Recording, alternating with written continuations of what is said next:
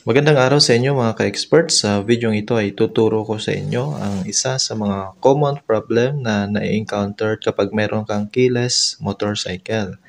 So, ibig sabihin wala na siyang susi, ang gamit niya na lang ay remote. Ang model na meron tayo ngayon ay Honda Airblade 150 2020 model.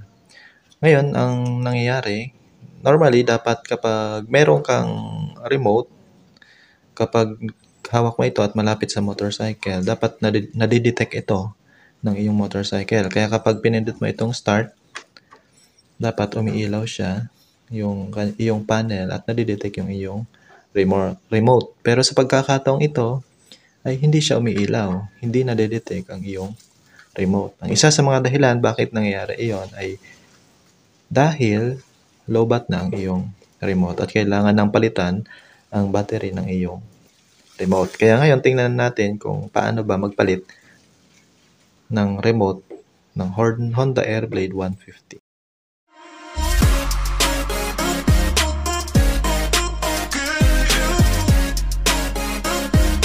Ngayon, ito ang battery ng Honda Airblade 150 at ang kailangan mong gawin para mabuksan ito, kailangan natin ng isang barya.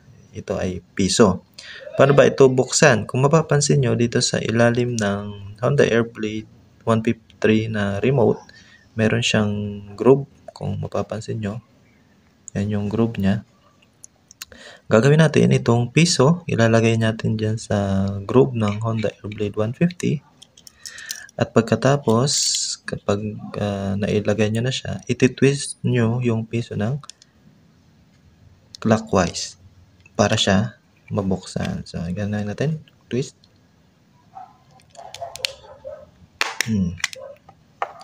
So, nabuksan na siya.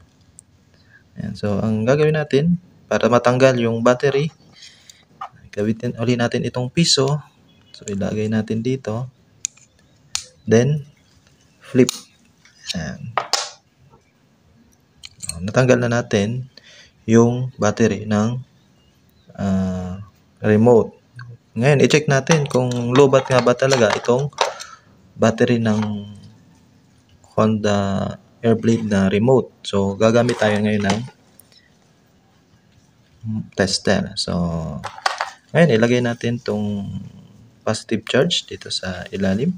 Tapos yung negative charge dito sa ibabaw. Dapat ang reading niya ay nasa 3 volts kasi yung capacity ng battery nito ay 3 volts. Tingnan natin.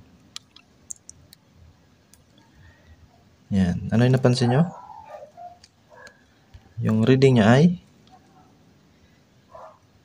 0.04 volts. Yan. 0.05 volts. Ibig sabihin, lowbat na yung ating battery, kaya kailangan na natin siyang palitan. Kaya mapapansin nyo, hindi na siya gumagana kapag, o hindi na siya nadidetect kapag inilapit natin siya sa ating motor. Ngayon, palitan natin siya ng bagong battery. Ito yung bagong battery ng ating Honda Airblade. I-check natin kung full charge ba ito. Battery na ito. Yan. So, tingnan natin. So, ang capacity niya ay 3.01. So, ibig sabihin, itong battery ng ito na bago, na nabili natin, ay full charge siya. So, ngayon, ay ilalagay na natin siya sa ating remote. Yan. So, pagbabalik, yung nasa ilalim ay ito at ito naman yung nasa ibabaw. So, dali lang yung pagbalik nito.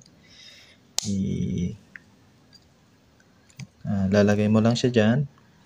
Dapat maayos yung pagkakalagay. Then, ilagay yung takip. So, i-press lang ng maayos. Yan. Pag narinig nyo na yung click na yan, so, okay na siya. Gumagana na ang inyong battery.